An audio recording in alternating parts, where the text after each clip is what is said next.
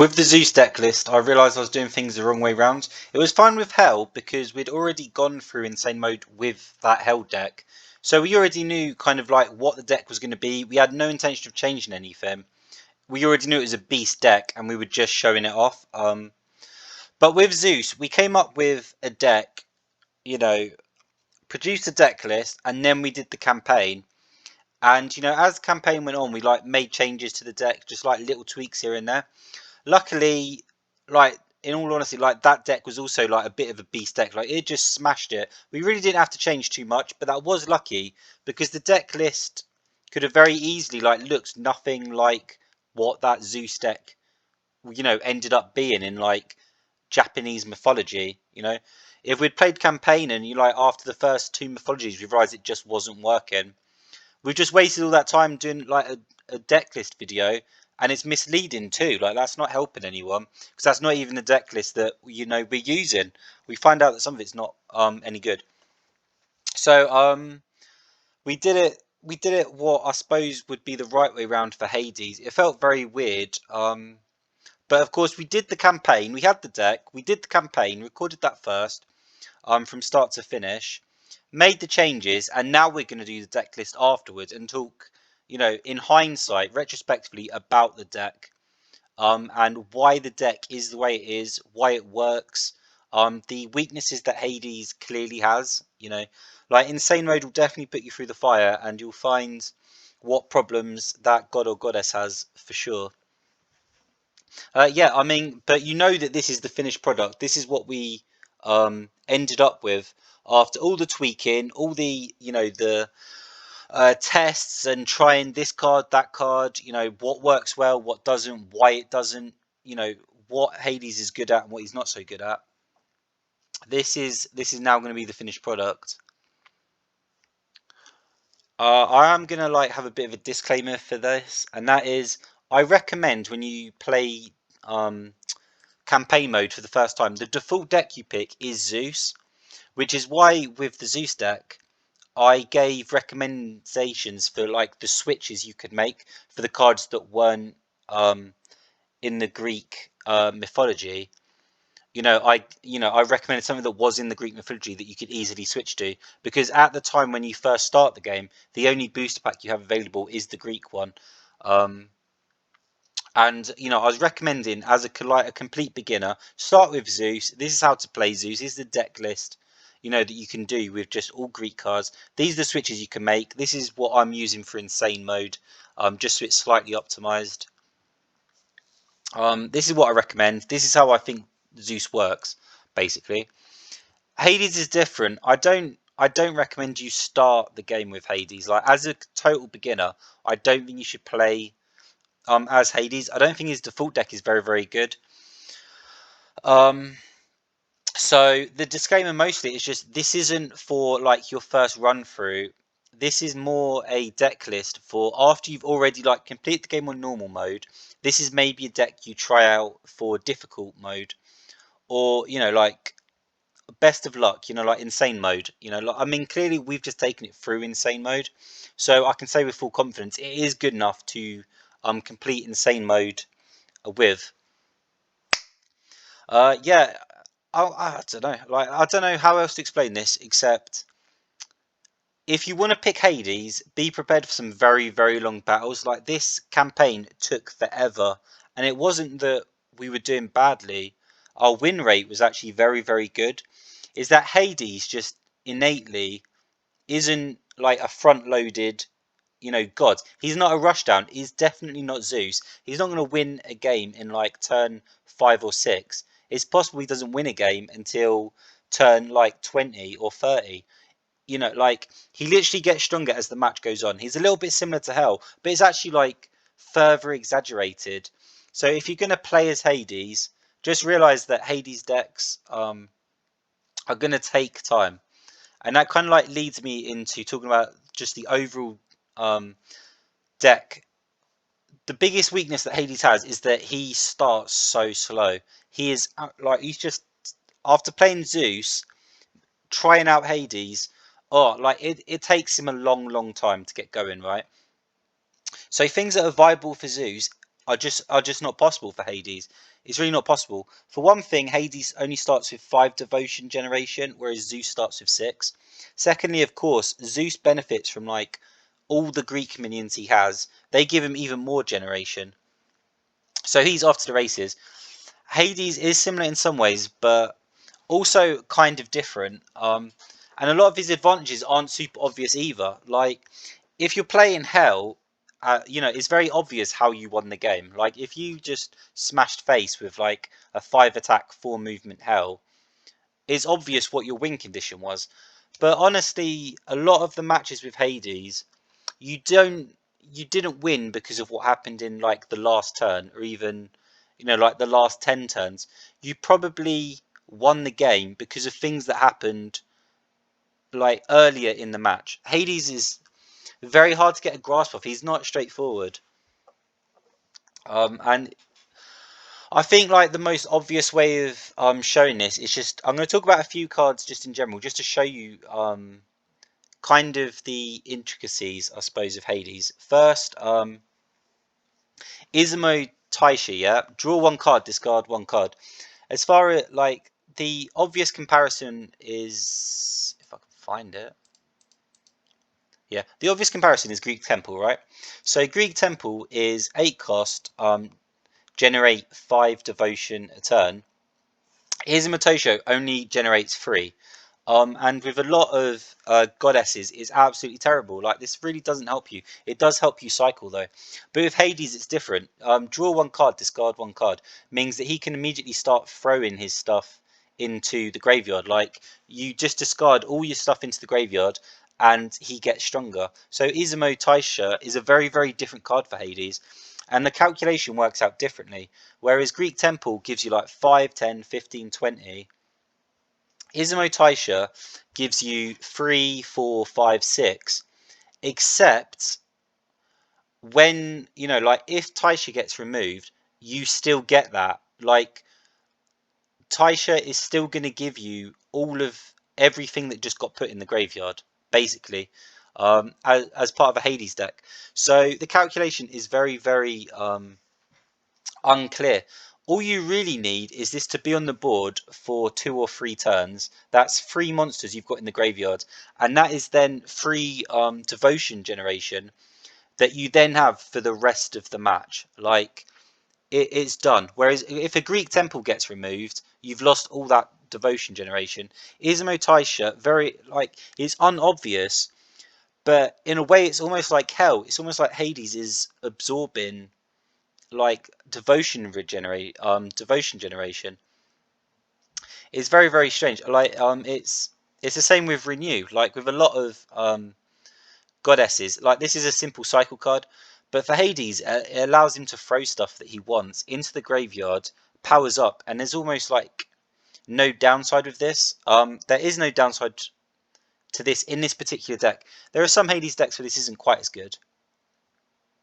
Also, this is also true of the Greek creatures, right? So Hades benefits from Greek units exactly the same as Zeus, but it's kind of the other way around almost. Like Zeus benefits while it's on the field. So this Minotaur for Zeus reads 4/3, yeah? So you pay 4 and it will just give you 3 devotion generation a turn. With Hades it's different. It kind of is the same, but what you can read it as is 4/2, and then as soon as it goes to the graveyard, it gives you 1 generation a turn. So it is in some degrees a 4/3, but it's a backlogged 4/3 that actually increases in value as the game goes on. That sounds very, very obvious, but it's just such a kind of weird. There's almost like an extra step to everything Hades does, yeah? Like with Zeus, it's obvious. Like you put the Minotaur down, you get 3 generation a turn, which is 150% more generation than you would get with any other goddess or god using Minotaur. It is, but like with Hades, you've almost got to like think, okay, well, I can throw it and still like if I throw it into the graveyard, then for the rest of the game I get 50% of its generation. Like it only generates 2 when it's on the board. If I put it in the graveyard, I still get 1 generation a turn. So I'm still like it's still generating value for me. and the things that Zeus loves, Hades also loves. So Zeus loves Minotaur because it's a 4/3. Hades also loves Minotaur um, because it's a 4 cost. It's a 4/2. But the percentage of the devotion generation you get from it when it's in the graveyard is higher. Like, is like the unit gives you 1. It doesn't matter what the unit is. Let's just Yeah, the unit gives you 1. It doesn't matter what the unit is, right? It doesn't matter if it's an Aphrodite. Aphrodite, basically, if Aphrodite ends up in your grave, then of the 7 generation it gives you on the board, you only get 1. You only get, like, you barely, like, that's ridiculous. You get less than 20% of what it would produce for you on the board. So you look at that card, and as Hades, you kind of like, well, I don't actually want that in the grave. Like, that's terrible. I get 7 times more generation when it's on the board. So you're looking at Aphrodite, like, apart from the other things that you might, you look at Aphrodite and you're like, that's not really an attractive card for me. Purely in terms of Hades and considering building a deck around Hades, you look at Aphrodite and you're just thinking, this isn't quite what I want. In the same way that Zeus looks at Aphrodite and thinks, yeah, like, it has 7 generation. If I get 1 extra generation from it, it goes up to 8. Like, that's not a big deal. It's very weird like that. Like, there are parallels between Zeus and Hades.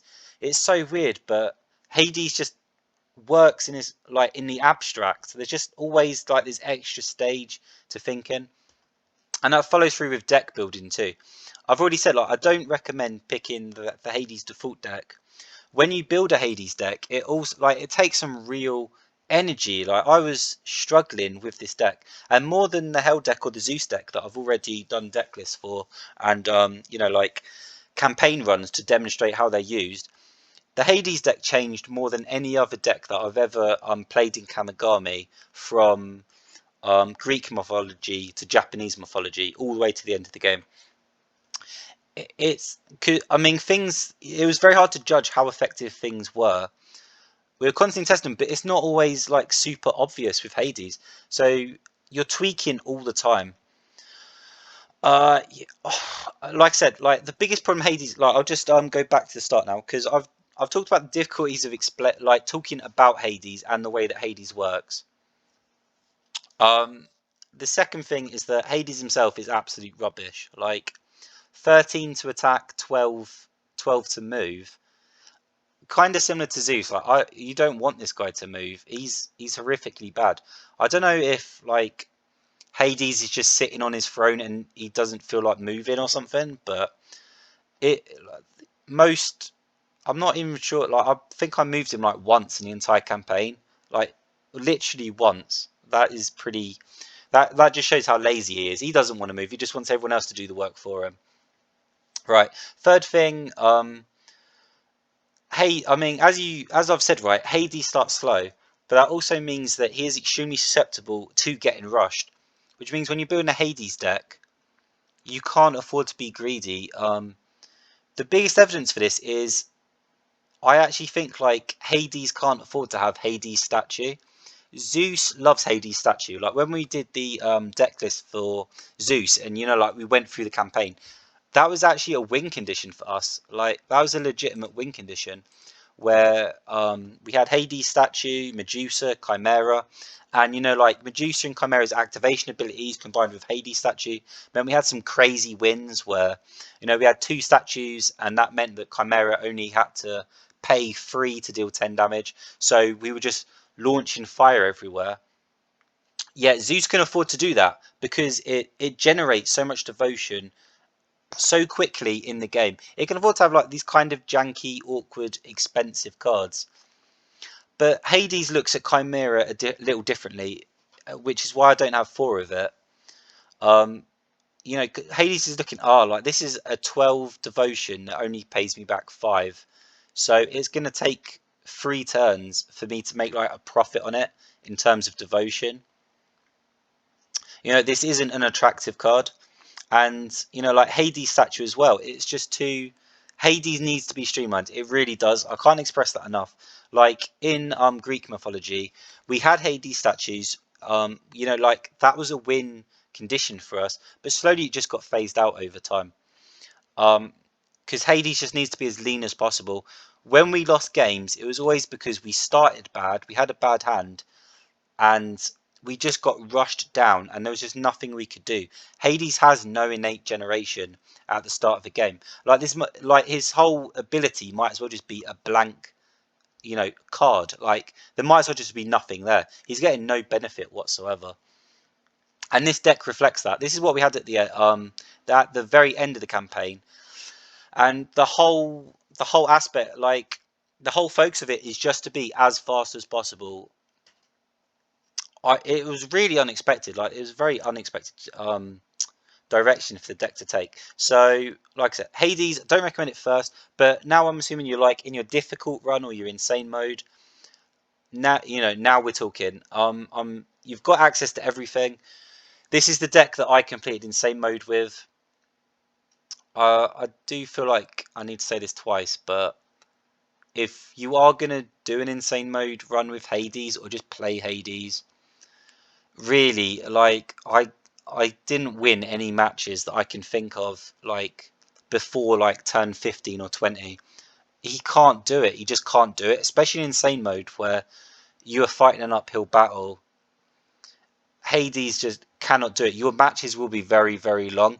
In Japanese mythology, I smashed it. Like I won just about every match, and a lot of the time, like we were dominating, but when you're dominating as Hades, that normally means you grind them out, and eventually they just can't do anything, and you win. It's not like you win super easy. It always takes time. So I ended up spending 2 hours on Japanese mythology, but we won almost all our matches. That's just how long it takes to play with Hades. I just want to say that again because I think that's a warning that really does need to be said. Because like playing it, I was winning so much. I think the deck is really, really good. But I was just here forever, man. Anyway, so I'm going to get to it now. I'll just go through the deck, and then I'll kind of go back to the general idea, just to like tie it all together. Right, Rise of the Pharaoh. Yeah, again, we're trying to be streamlined. We're trying to be as fast as possible to avoid getting rushed. Rise of the Pharaoh is actually amazing for Hades. I was shocked just how amazing it was. I didn't personally like use this card before Hades, but I knew that it must be a good card, and the reason that we decided to try it is because when I was playing insane mode before with like Hell and Zeus, when my opponents used like this card or Rise of the Nile or the other one, I can't remember, but they're all the ones that increase your devotion by 20. Let me just see if I can find them. Yeah. So, Rise of the Pharaoh, Path of the Ancient, Flow of the Nile, yeah. All of these, where, you pay 24, increase devotion by 30. Um, of the three, like, Rise of the Pharaoh is the card that you really need for Hades, because 16 is kind of your critical point that you need to get just over. And the difference between 16 and 20, like that, for devotion you earn from Rise of the Pharaoh is actually enormously significant for Hades.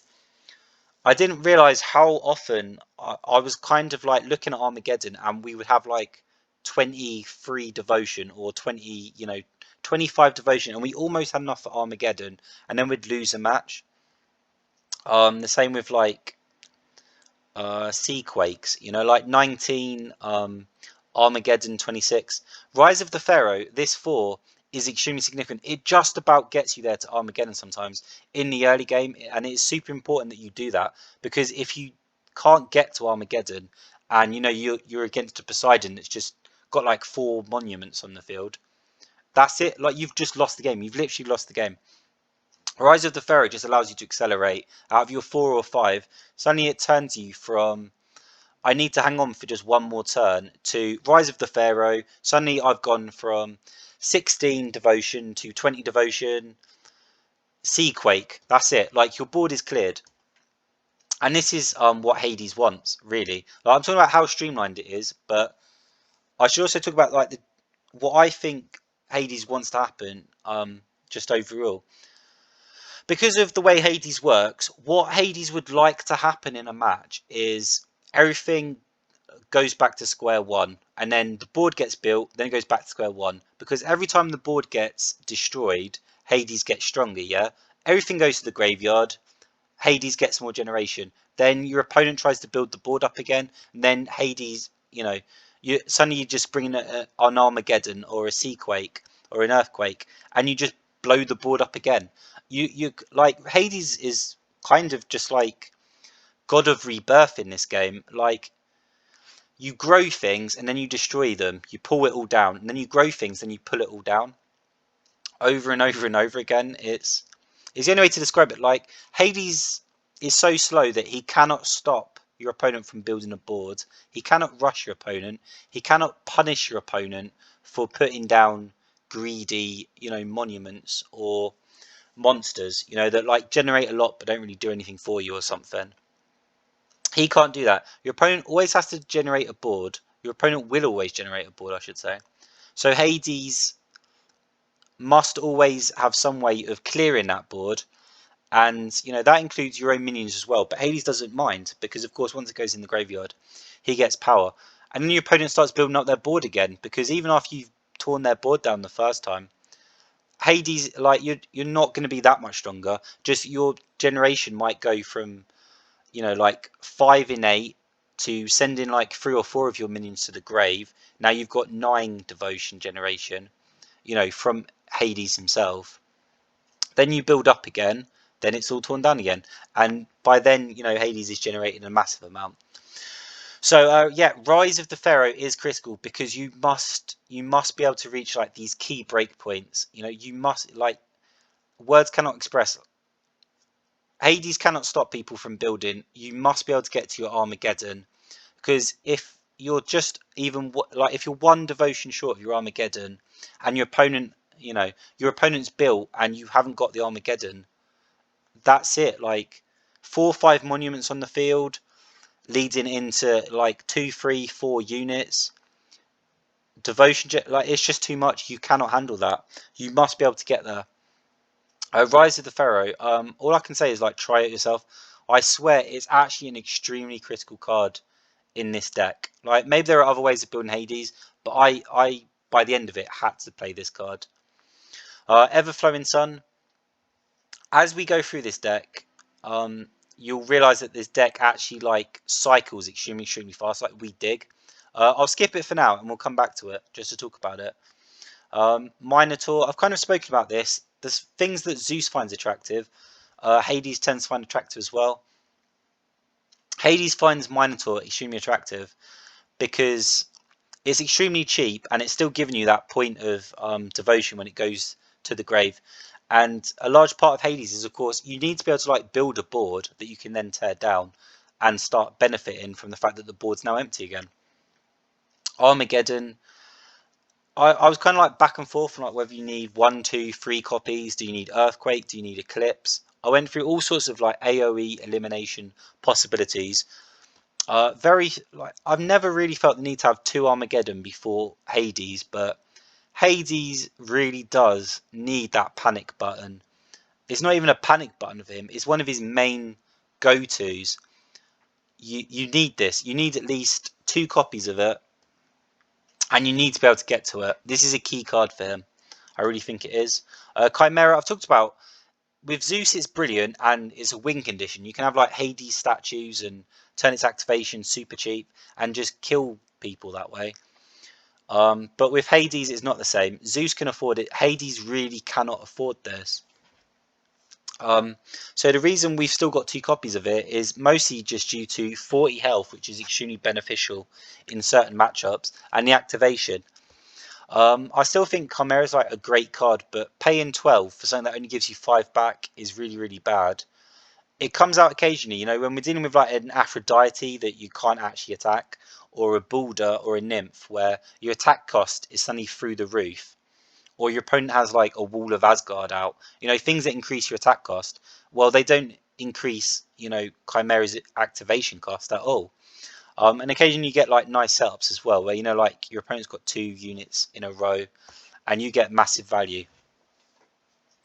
Yeah, it's one of the many advantages of Medusa as well. Like the stuff like Aphrodite, where you're not allowed to attack Aphrodite, Medusa doesn't care. Like it'll just use its ability instead, and then its ability is free devotion more than its actual attack.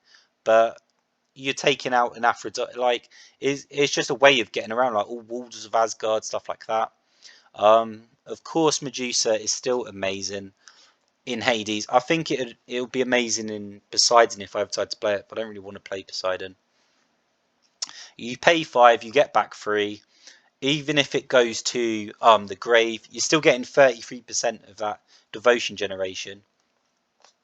Super cheap. It's got an ability too. 7/4 isn't great, but for like a 5 cost, that's absolutely fine.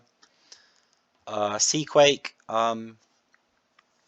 kind of, again, something that I was kind of like going back and forth on with other goddesses. Like Seaquake is actually necessary. Like you might even need 3 or 4, but this is kind of like one of your reset buttons. But Hades isn't able to compete to the degree that you can just like destroy your opponent's units most of the time and leave their monuments on the field and still be like oh well, that like that's fine, because when you see Quake, like they're still generating too much. Their board will grow too much. You need to be able to destroy their monuments as well.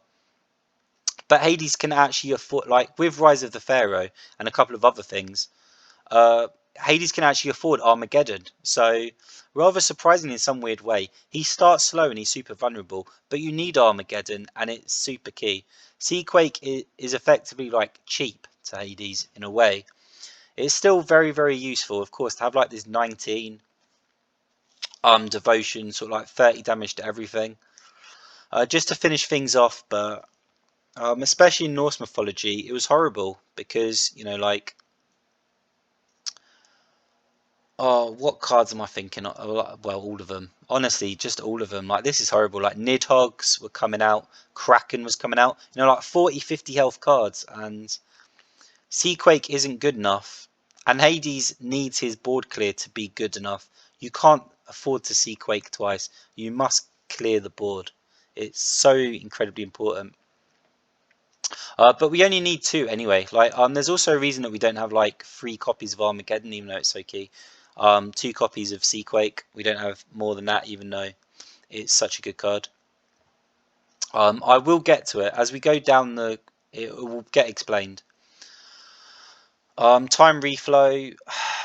Yeah, I'll come back to this as well. I'll come back to this. Oh yeah, I've already spoken about Izumo Taisha. To a lot of gods, I think this is like a fairly rubbish card. I don't think it's worth sacrificing to devotion generation compared to a Greek temple, just to be able to cycle through your deck a little bit faster and dig for certain cards. But for Hades, one, you really need to be able to cycle and dig, because you need your cards when you need them. Basically, if your opponent's getting too big, you need to find that Armageddon, plain and simple. You can't waste any time. So the digging's super important, but even the stuff that you're throwing into the graveyard ends up benefiting you in the end.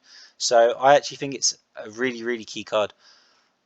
Again, like sometimes I was at like 4 copies of it, but the card itself takes a little bit of time to ramp up, and Hades actually needs to move a lot faster.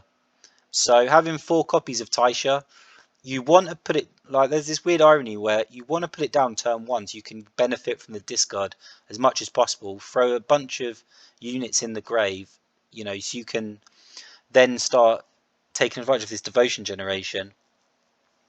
But also, if you start with a Taisha, you're starting with spending 8 on something that's only giving you back 3, and it takes a while for you to make your money back, and you're already susceptible to getting rushed. So you can't have 4 copies of Taisha. I think it's Hades.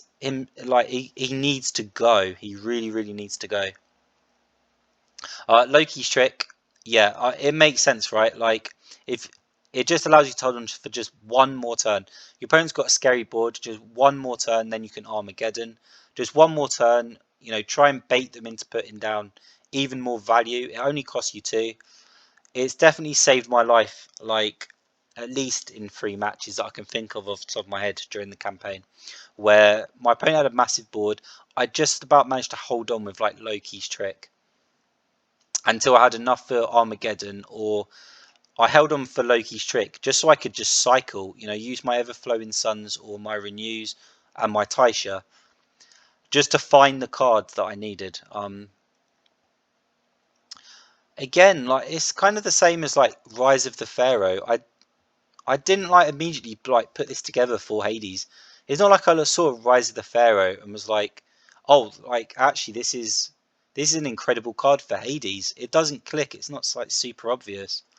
Loki's tricky as well. Like you can get it. Like Hades takes a while to get started, but once you play and you can see like what your opponent can do and how long it takes them relative to you, and the things that Hades needs to accomplish, you get a new appreciation for Loki's trick. Like I never really used it that much, but with Hades, this is an incredible card. 2 copies of Loki's trick as well. You don't tend to need more than that. Like I already talked about it with like Seaquake and Armageddon, where it's like, well, why don't you have like like 3-4 copies of it? Even Soul Extraction, like Soul Extraction is a super important card. We only have 3, and in other decks, I would have more copies of these cards. But because of the way that Hades works, like you like discard and you like cycling. So Taisha is cycling your deck for you. It's digging for you. You are constantly, more than almost any other god or goddess in the game. Hades with a deck like this is constantly just digging. Like he will actually go through his deck extremely fast. I played like multiple games where I actually had no cards left. I went through all 40 cards. He just digs that fast, which is why you only need like 2 of these. You've got 3 Taishas, 2 Renews. I'm going to talk about Renew afterwards, but I'll talk about Renew right now. But you know what I mean. Like just to finish this point, you've got Renews, Taishas, 4 copies of Everflowing Sun. That's how important like searching and digging is for Hades. Right, let's just talk about Renew quickly, right? Like again, for Hades, this card just reads different than for almost any other god or goddess in the game.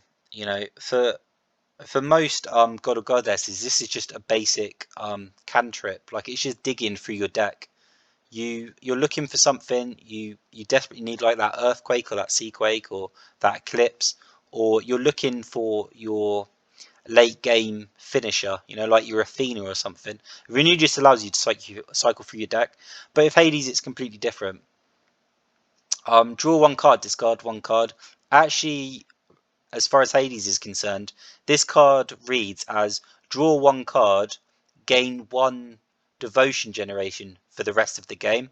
You pay 3 devotion this turn, and for the rest of the game, you will get 1 devotion regeneration. You renew, throw. You discard your Medusa. You renew, throw your Chimera. You get the idea, yeah. Renew is a very very different card. It looks completely different to Hades. It's a very very attractive card. Again, like only 2 copies because you're cycling. Like ironically, because you're cycling so much, which is something Renew does, is also a reason that you don't need many copies of Renew. Like this deck, like I said, it goes fast. It really goes fast. I was shocked that Hades could move so fast, but he has to. That's the truth. If he moves any slower, you would just lose because people would run you over. This is an alternate win condition. So Revive Athena is slightly bugged right now. The general idea is you never want to play Athena, plain and simple. Like you actually don't want it in your hand. The ideal situation for you is, like you renew, you draw the card you get is Athena, immediately throw it in the graveyard. You just don't want to deal with it. Taisha, you get it. Like you're not interested. Like you don't actually want the card. You just want it to go straight to the graveyard. And then like whenever you like, you can just revive it for 17. So it's your easy way of getting out your late game beat stick. Athena is still an amazing beat stick. She's a bit too expensive for Zeus, but for Hades, like somehow like he can super afford her because he has no problem just throwing her away while she's in the grave. She's given him, devotion, and then you just pull it back with revive, and revive itself, because you have 3 copies of time reflow. You know, you can like bring back Athena whenever you like. You can even throw the revive in the grave. Like, you don't want this either. You don't actually want either of these cards. It's ironic, but the actual process is you just throw these away. You cycle them, and then you just time reflow to pull the revive back, and then you revive Athena, and you've effectively gotten Athena back for 19. So you've saved 6 on the devotion. 6 on the devotion is enough for her to attack immediately or move 3 times. And it does make a significant difference. It's ended games before for me where, you know, of course, if you just summon Athena to the field. But even saying that, like, after playing an entire campaign with Hades, it feels weird saying, like, summoning Athena to the field. Why? Like, Hades is a god of death, definitely, for a reason. Like, Lord of the Underworld for a reason. There was a point towards the end where I didn't actually want to play anything. Like, I just sent everything to the graveyard. It plays weird. It plays very. I highly recommend like actually watching the campaign playthrough, at least Japanese mythology, because the way this deck plays is kind of counterintuitive and weird.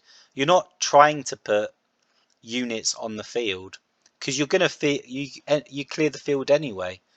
So those units aren't doing a lot for you.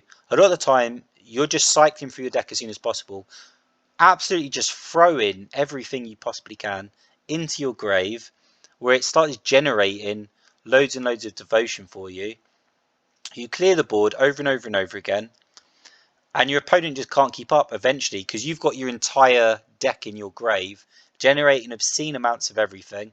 The board keeps getting cleared over and over and over again, and they don't benefit from the grave the way you do. So you're just outvaluing them. Like, it's just an economical victory. Hades is definitely like an economical character. Like, he'll beat you that way. He'll just outvalue you over and over again. Yeah, but only a single copy of Athena, because again, Athena, like, you don't want it, and you definitely don't want it clogging up your hand the way it would if you have like 2-3 copies of it. Just a single copy of Athena, because you cycle so easily that it's not really a problem having like this card in your hand. It's not like it's taking the place of a card that you could otherwise have. You immediately replace it with another card. You know, you don't want it.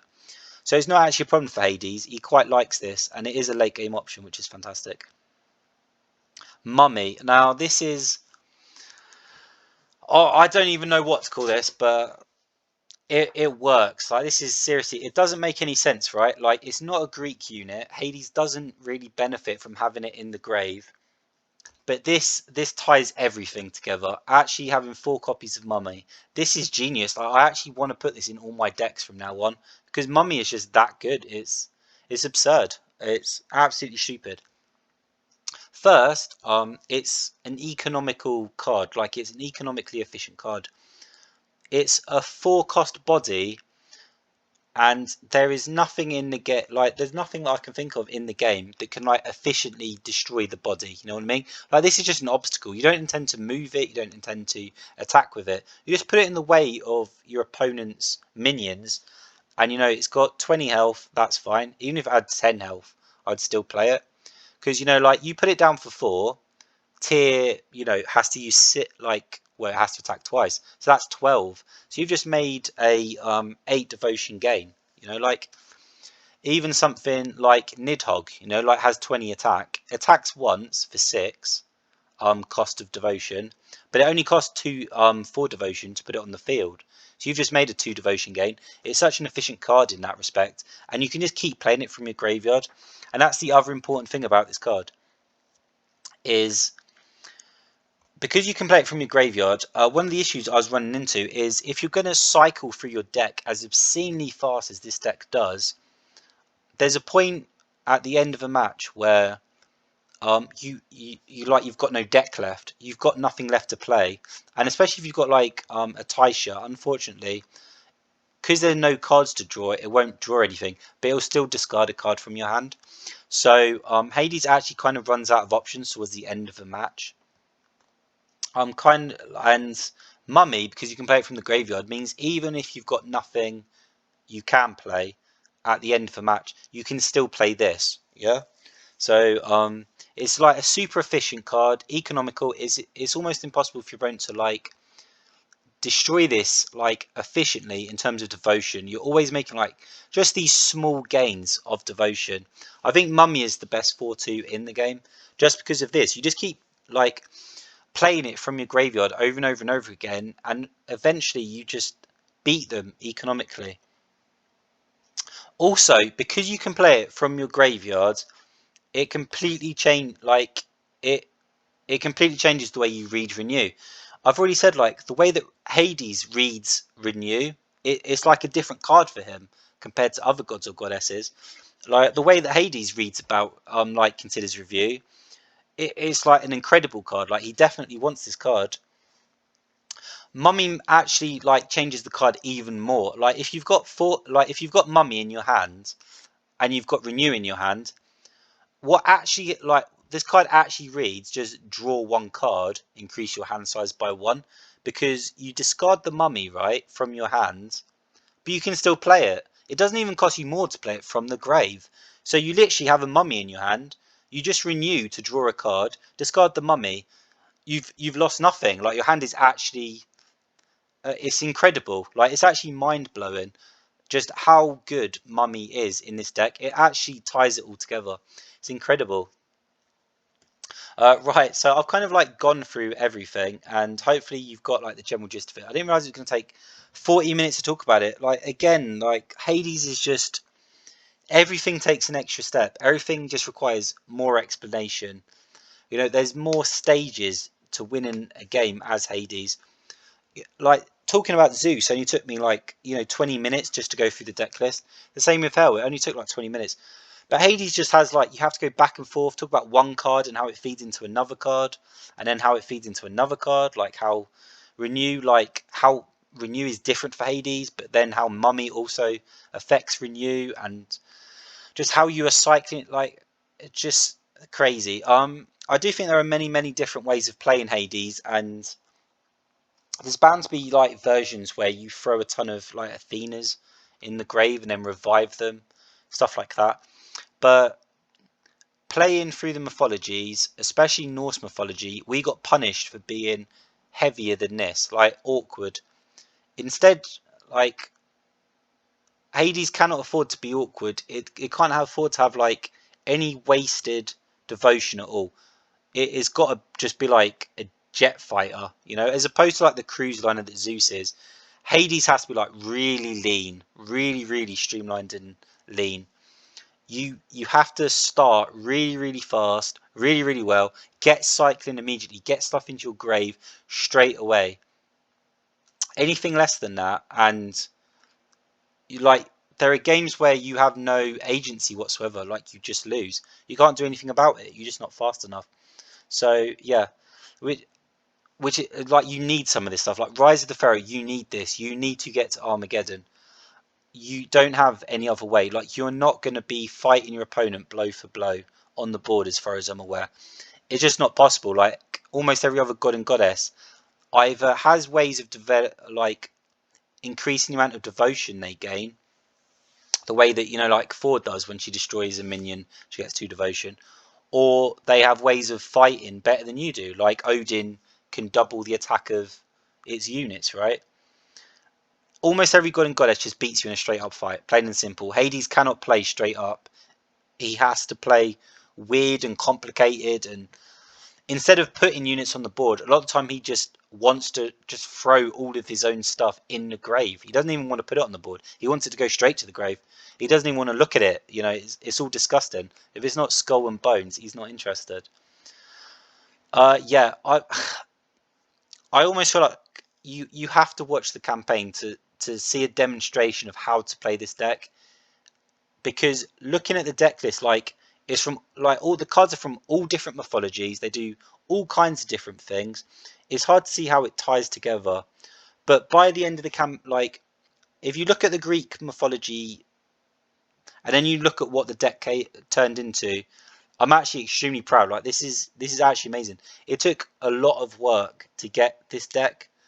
And by Japanese mythology, like, we'd finally cracked the code, and we just had this, and it is just a masterpiece. I swear, like, this deck is just like, I'm actually super proud of it. Like, serious adaptation went into this deck. Serious thought. We had to really, really consider, like, every card. Is it doing what we want it to do? Is it giving enough? Like, are we getting bang for our buck? Like, pound for pound, is it doing enough? It was really, really difficult. Like, just building a Hades deck was difficult. Like, far more difficult. It took me like 2-3 times longer to build a Hades deck than it did to build any other deck that I've ever built for Kamigami. But it was worth it. This deck is a masterpiece.